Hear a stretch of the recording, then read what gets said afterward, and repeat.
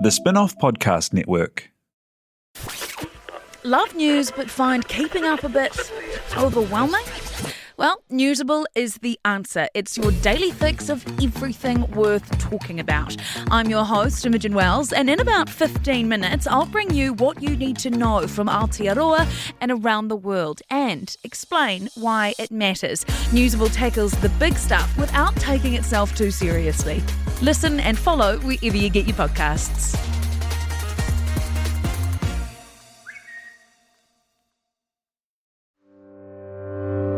When the Facts Change is brought to you by the Spinoff Podcast Network in partnership with Kiwibank, the bank for Kiwi looking to get ahead in business and in life.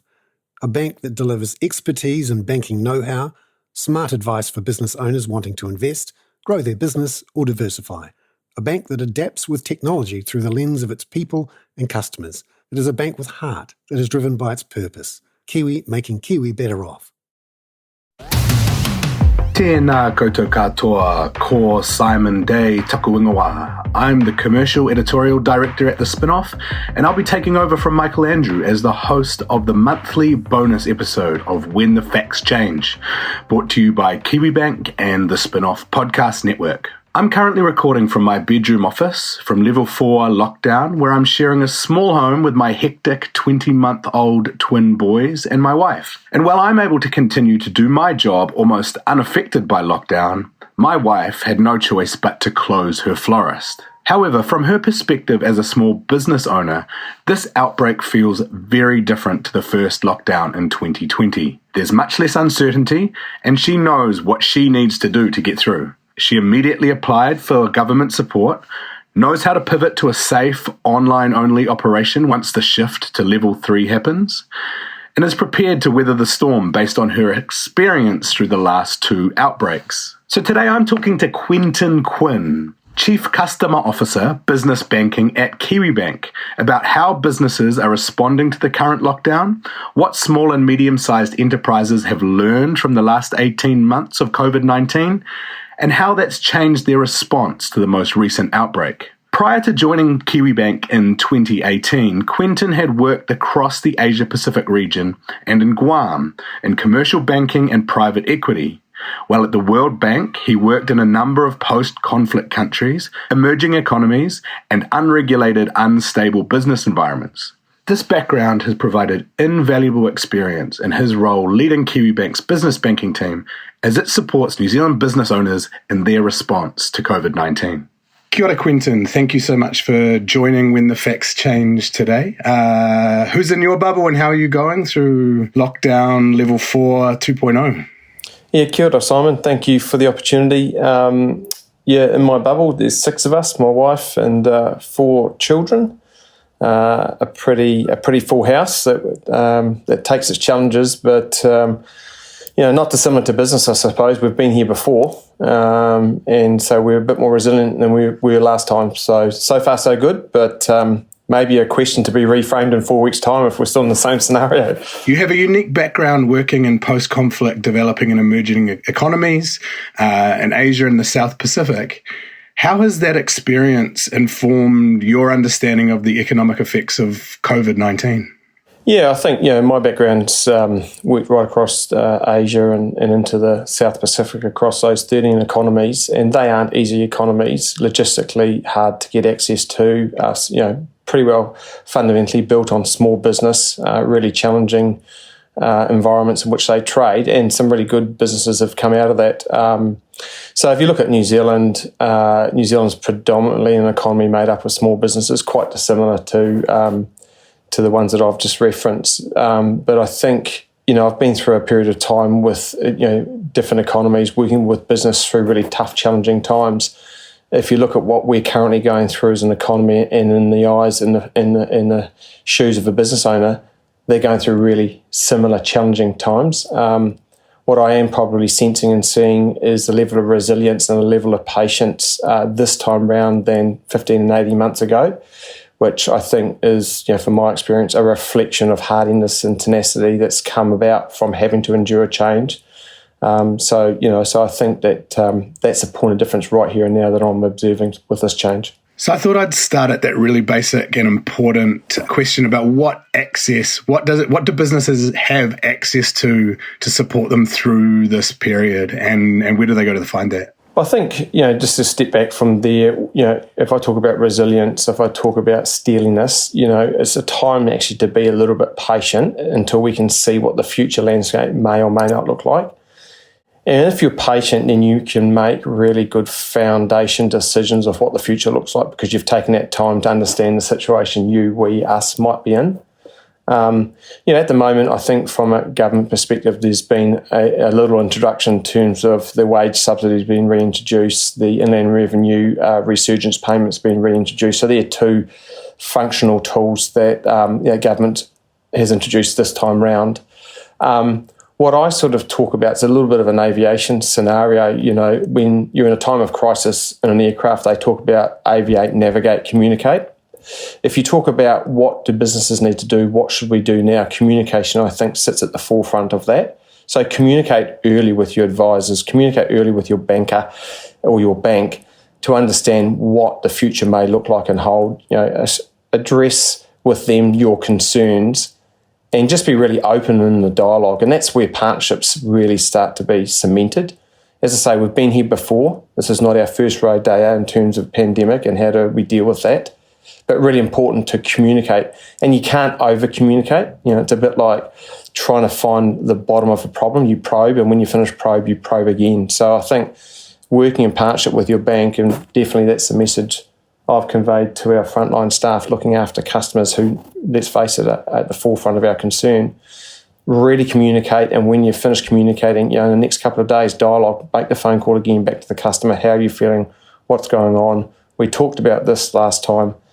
I thought I'd give you 2 or 3 days just to digest what that might mean. I'm just checking back in to see where your thoughts might be now. How can we help? So Kiwibank literally has people standing by to help businesses with those questions. Yeah, well, one of the real uniqueness I find, being a small bank, and our aspiration and commitment is to be the bank for Kiwis and to support Kiwi businesses on the way through. Being small allows us to be a fraction more agile, we think.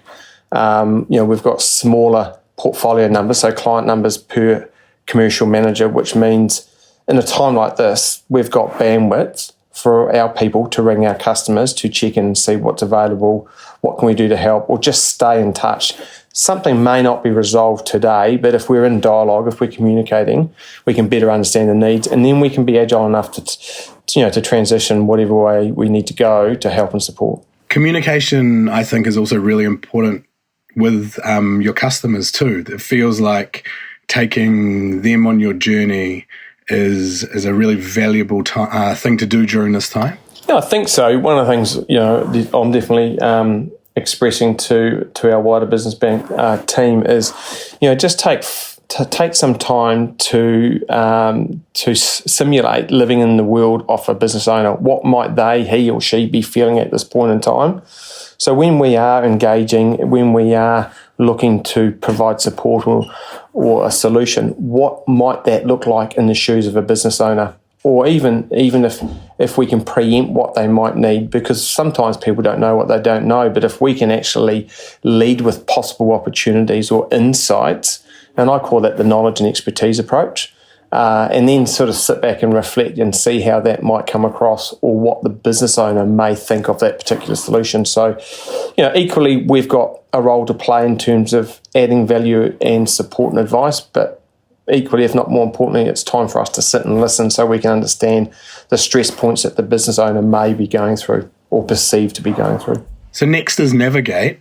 What does that mean in this context? Yeah, so in a time like this, it's sort of something I learnt in my time in the Solomon Islands, actually, with the World Bank, and I sort of put it down to patience, planning and pivot. And sort of, I've talked just briefly about the patience and resilience and sort of, just not make quick decisions without sort of thinking things through. But, the next part I think is planning, and that's planning about what does my business need to do, or how do I transition my business. How do I actually plan for the future? And I think we've seen in the last outbreak through going through hard times, and none of us knew what we were facing day in, day out. But we saw a lot of businesses plan for if this happened again. We saw a lot of businesses plan to say that if this happened again, what would I do differently? We've seen businesses, the equity, the amount of money they've got tied up in their balance sheets improve somewhat, and it's no different to when you are in some of these really isolated economies that when hurricanes or cyclones come their way. We've seen, for example, a situation in Guam where I was there once a hurricane was coming in.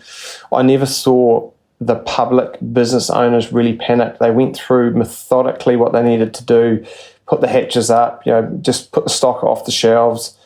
They planned, they were calm, and they knew the storm was coming, but they'd been there before, and they knew that they were going to come out the other side and go through it again.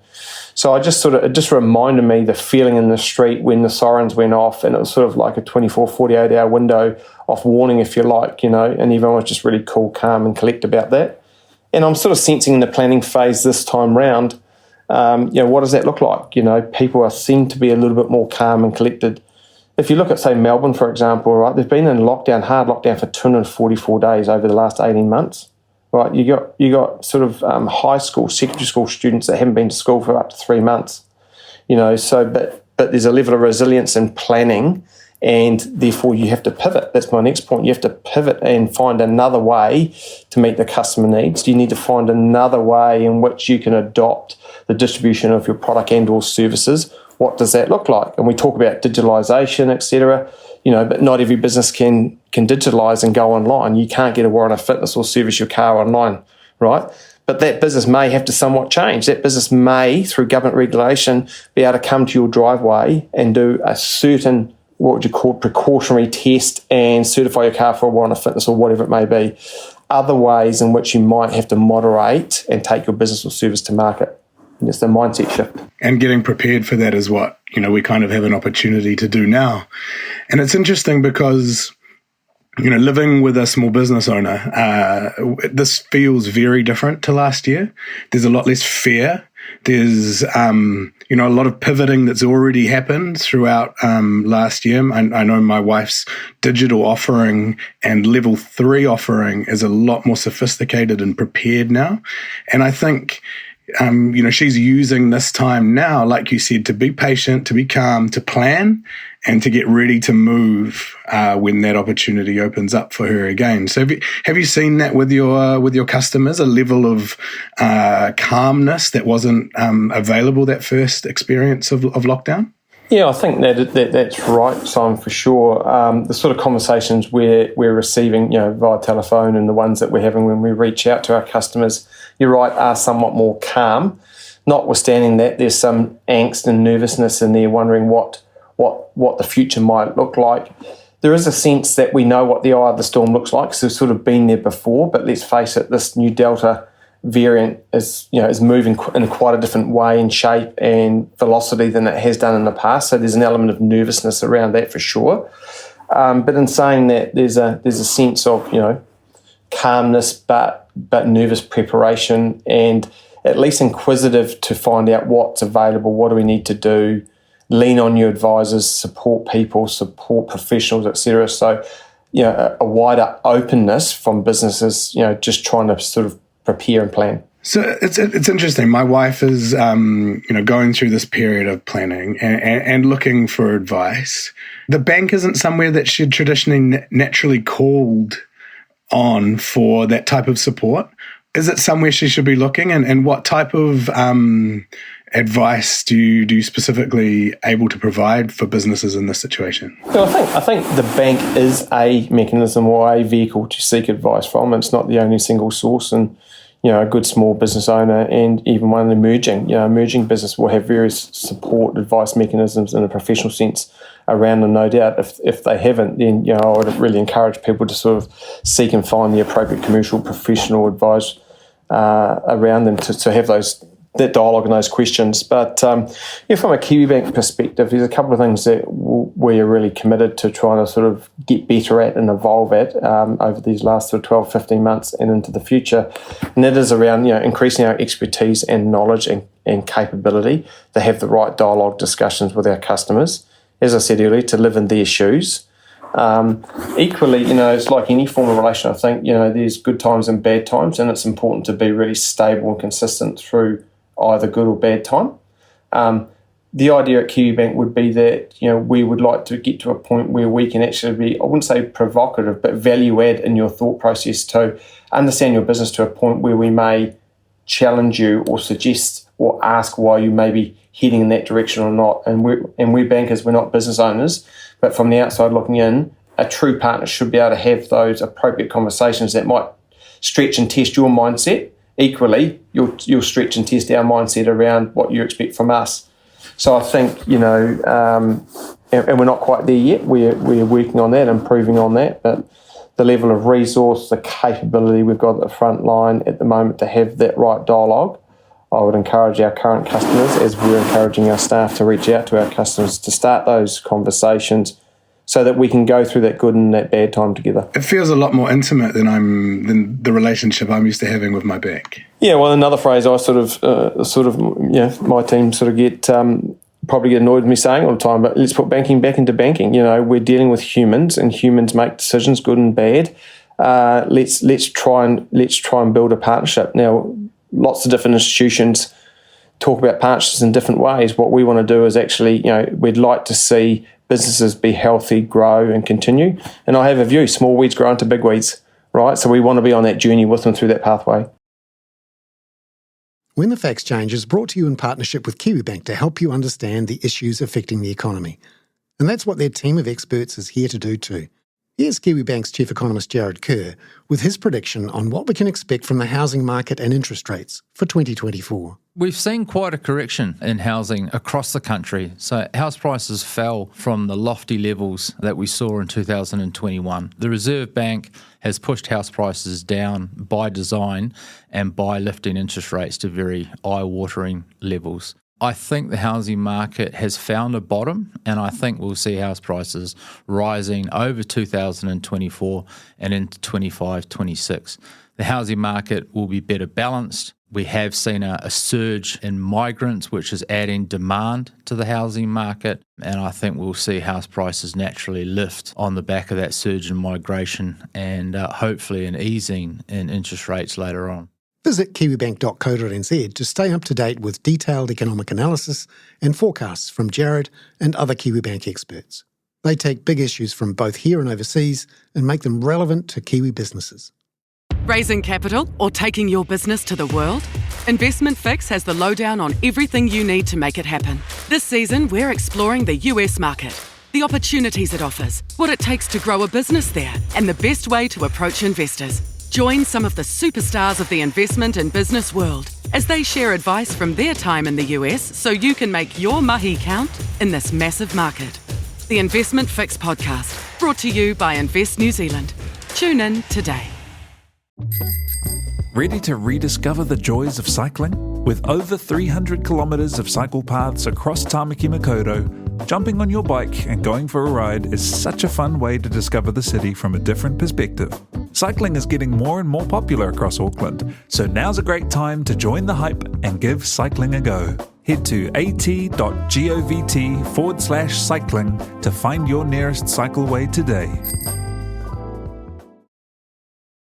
What about as the country moves into different levels across different parts of Aotearoa? Is there going to present unique challenges as we see, places like the South Island probably move down levels at a different rate to places like Auckland, and especially for businesses that might operate across those two markets?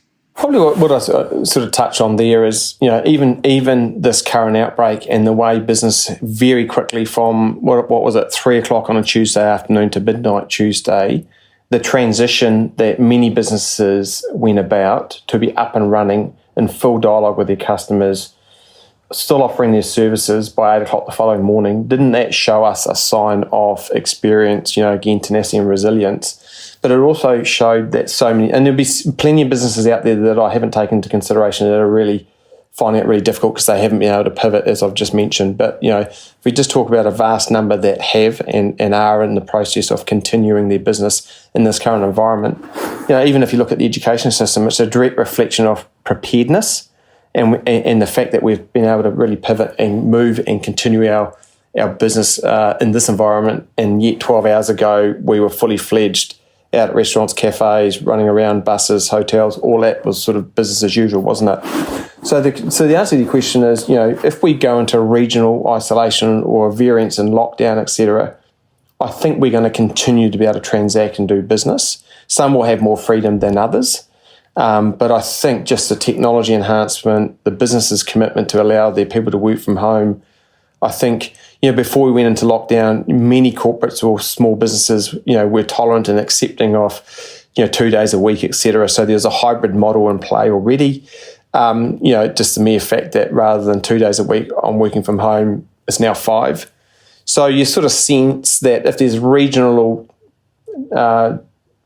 change or regional variances in the lockdown levels, then it's not materially going to change too much, I don't think. Yeah, in many ways it did feel like putting on a old pair of track pants, albeit ones that you'd hope you didn't have to get out of the drawer again. Exactly. Sort of, we've been there before, and we'll do it again. I was just really surprised in the wider Auckland region, sense of calmness, whether it be on the roads, whether it be people getting home from work in time, etc. And even the calls that we're having, through our sort of business call centre, relatively minimal compared to normal levels. We had calls ranging between 23 minutes and 3 hours 12 last time, right? The first day of lockdown this time round, we had calls being answered within 11 seconds. Now, I'm not saying all calls were, so, we weren't, but it just showed a sign of people just working through what they had to work through. Even the calls now have been answered sort of within 46 seconds at the moment, because which confirms the inquiry rate is not as deliberate or intense as it once was. That being said, we are doing a lot of outward bound calls as well to reach out to people like yourself, Simon, and your wife in business to say, how are you feeling, so that we just want to let you know that we're here and we are thinking of you. So I think that's a sign of people adjusting to technology and change. Big shout out to those call centre staff, They're real unsung heroes doing that really intimate, demanding work. Yeah, it is. It's sometimes a really thankless role that people play. It doesn't matter what sector you're in, but it's a bit like the old accountancy when you start doing accountancy or professional services, where you work to 6-minute blocks. That's how you charge things out. Like in call centres, you're constantly answering calls or ringing people back. And some people have got different ways of reacting with stress, and so they're at the sharp end of customer service, and we're really proud with the work that they do, and as I say, often can go unthanked and unnoticed, but we work pretty hard to make sure that we can provide a really professional and expertise and knowledge-based service, and we can only get better at that. We're not there yet, but we're working on getting better. I want to acknowledge those businesses that are, still very concerned about where we're at, especially ones who are going to struggle even as the alert levels drop. But at the same time, a lot of what we've talked about today is the resilience of the small to medium-sized enterprise economy in New Zealand. And what do you think that says about the sector as a whole in New Zealand and the way they do business? Well, I think, first and foremost, we've got to fundamentally, when you strip it all back, we're very proud New Zealanders. We're a really multicultural country. We've got strong senses of communities, and it doesn't matter which way you look at it. Whether it be ethnicity, religion, whether it be just geographic locations, et cetera, et cetera. And I think times like this really draw on everyone's commitment and strength to be as human beings, and we're seeing really good pockets of people bandering together and helping. I think that's pretty incredible. I mean, forget the economics for one moment. It's just the social interaction and making sure people are safe and well is really important, because you can't build a business, you can't employ people, you can't provide services if you don't feel good about yourself, or your people aren't feeling good about themselves. And I think you're seeing really strong pockets of resilience from communities banding around, supporting each other, which is pretty damn cool. You also see that this is one of the benefits of us being so far away from other parts of the world, that we are slightly isolated, and I think that has helped our recovery and has definitely helped the way in which we're operating and performing at the moment. I also think that, largely New Zealand, in my view, so it's just a personal view, we're a strong consumption-based economy. So we buy and sell services and resources off each other, predominantly that's where a lot of money's made, right? So therefore there's wealth creation. Therefore, in a time where we've closed the borders and barriers to the rest of the world, then we're reliant on consumption amongst each other, buying and selling amongst each other, which I think's stimulated parts of the economy to get us through to where we've got to at the moment. And we came out of lockdown in 2020 and the economy bounced back a lot stronger than most people expected. Do you have that same sense of hope, and are you seeing businesses with that same sense of optimism despite, where we're at now? I definitely have that same sense of hope. Why wouldn't you, right? Because we'd love it all to get through this other side, and we're going to bounce, and the disasters or the fallout is very minimal at best. And a lot of that might be a contributor to why people are resilient or patient at the moment, and therefore, we haven't got the intensity of inquiry at the moment because maybe we all think that we just might get through it like last time, and therefore happy days.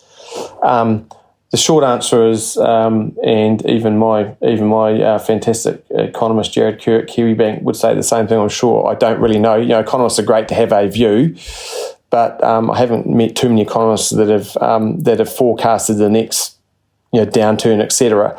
Right? But I think the hope would be we would continue. Can we continue? I don't know. Who knows? Lots of concern at the moment around interest rates, the cost of capital, the desire to deploy capital investment in New Zealand as an economy versus others. That's probably a question for an economist more importantly than me. Well, that insight you've provided has been invaluable, even, thinking about the way it applies to the small business that runs out of my home. So I really appreciate your time and help. And, I have that same sort of hope and looking forward to emerging from lockdown, escaping my children and getting back into it. Yeah, no, thanks very much, Simon. Or I'd say that to businesses that are listening, strategies are not built on hope. So we do have to plan and prepare, and I think let's be patient and step through it day by day, month by month, and the right outcome will happen. Kia ora, Quentin. Ka kite. Kia ora. When the Facts Change was brought to you by the Spinoff Podcast Network, together with Kiwibank. Visit kiwibank.co.nz to find out how Kiwibank are making Kiwi better off. Are you making the most of your KiwiSaver investment? Generate is an award-winning KiwiSaver provider with a track record of strong long-term performance. Making a smart decision now could add tens of thousands of dollars by the time you reach retirement. Book a no-obligation chat with a Generate KiwiSaver advisor today at generatekiwisaver.co.nz/get-advice. A copy of the product disclosure statement is available at generatekiwisaver.co.nz. The issuer of the scheme is Generate Investment Management Limited, and of course, past performance does not guarantee future returns. The Spinoff Podcast Network.